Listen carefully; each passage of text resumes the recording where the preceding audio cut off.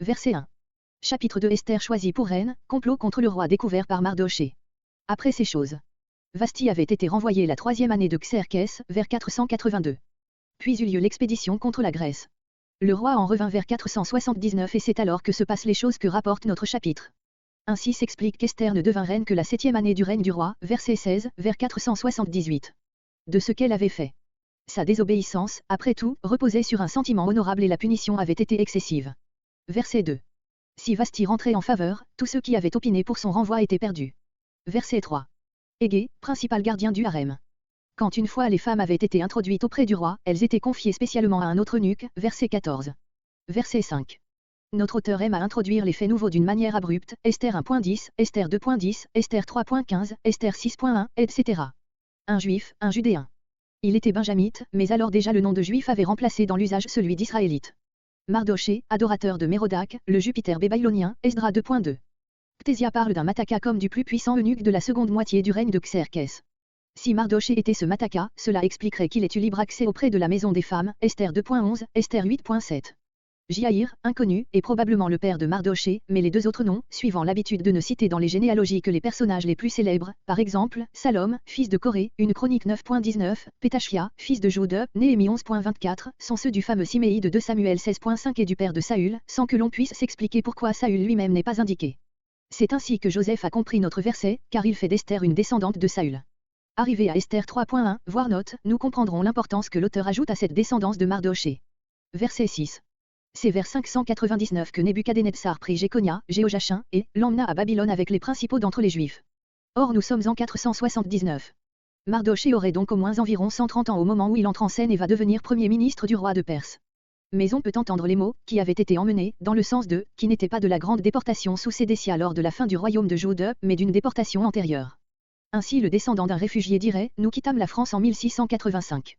De cette façon Mardochée serait né en captivité et l'on pourrait donner au cousin germain d'Esther un âge plus convenable à cette parenté, sans le faire pour cela aussi jeune que celle dont il fit sa fille, verset 7.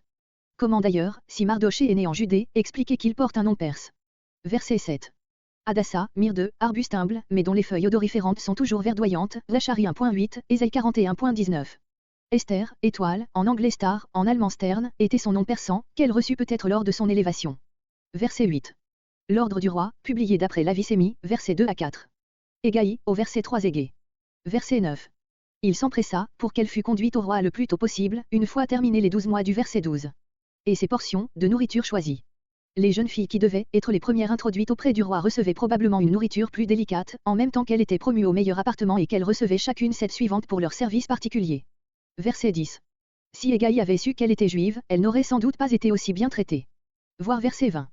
Verset 11. Il semble que Mardochée occupait quelques charges dans le palais, de portier, par exemple. Voir verset 21, Esther 5.13. Peut-être recevait-il des nouvelles d'Esther par l'une de ses suivantes. Verset 13. Tout ce qu'elle demandait, en fait d'ornement pour sa personne et afin de se parer selon son goût. Verset 14. Gardien des concubines. Voir verset 14. Elle ne revenait pas. Voilà qui prépare Esther 4.11. Verset 15. Quand vint le tour d'Esther. Voir Hérodote 3, 69. Les autres jeunes filles profitaient ordinairement de la circonstance pour se faire donner toutes sortes de vêtements ou d'ornements précieux. Esther, modeste et habile, s'en remet au jugement de Égaï, qui devait s'y connaître et qui la préférait à tout autre. Verset 16. Tébet. C'est ici l'unique mention de ce mois dans la Bible. Il correspond à janvier et février. 7e année, voir verset 1. Verset 17. Le diadème royal. Voir Esther 1.11. Dans la continuation apocryphe du livre d'Esther dans les Septante, Esther parle ainsi, chapitre 14, verset 15, ou chapitre 4, verset 17 dans l'édition de Raléef, vous savez qu'au jour où je parais dans la magnificence et dans l'éclat, j'ai en abomination la marque superbe de ma gloire, que je porte sur ma tête et que je la déteste comme un linge souillé. Je ne la porte point au jour où je ne suis point obligé de paraître. Ce diadème paraît bien avoir été un bandeau orné d'or et de diamants. Monime, épouse de Mithridate, s'étrangla avec son diadème. Verset 18. Le festin d'Esther. Le festin qu'on faisait lorsqu'une nouvelle reine était choisie, portait le nom de cette reine. Du repos, exemption partielle d'impôts, de corvées, de services militaires. Comparé Hérodote 3, 67. D'une magnificence royale, littéralement, comme la main d'un roi peut en faire, comparé Esther 1.7. Verset 19. Verset 19 à 23 incident qui prépare Esther 6.4 et suivant. Pour la seconde fois, peut-être le contingent des provinces les plus éloignées. C'est à ce moment qu'eut lieu l'incident, si important pour Mardochée, pour Esther, pour tout le peuple juif, qui va être rapporté. Le verset 21 reprendra cette donnée chronologique par les mots « en ces jours-là » et le verset 20 est une parenthèse. Verset 20. Grâce au silence que Mardochée avait recommandé à Esther et qu'Esther avait observé aussi scrupuleusement depuis son élévation qu'auparavant, on ignorait que Mardochée fut un cousin de la nouvelle reine et voilà comment il se fit que les conjurés, verset 21, ne craignirent pas de parler de leurs projets criminels en sa présence. Verset 21. À la porte du roi, peut-être non seulement pour s'informer d'Esther, mais en vertu de sa charge de portier, verset 11. Bigtan, probablement le Bigta de Esther 1.10, en perse Bagadana, dos de Dieu. Teresh, en perse, sévère, sombre. Leur office de gardien du seuil, de roi 12.9, leur permettait d'approcher la personne du roi. Le sujet de leur ressentiment n'est pas indiqué, il n'importe pas. Xerxès fut assassiné 12 ans plus tard, par Artaban, commandant de la garde, Diodore 11, 69. Verset 22. Au nom de Mardochée. Aussi son nom figura-t-il dans le livre où fut consigné le fait. Verset 23. Pendu à un bois, supplice ordinaire, Esther 5.14, Esther 6.4, Esther 7.9-10, Esther 8.7, Esther 9.13-14, Esther 9.25. Voir déjà la même expression dans Deutéronome 21.22 et Genèse 40.19.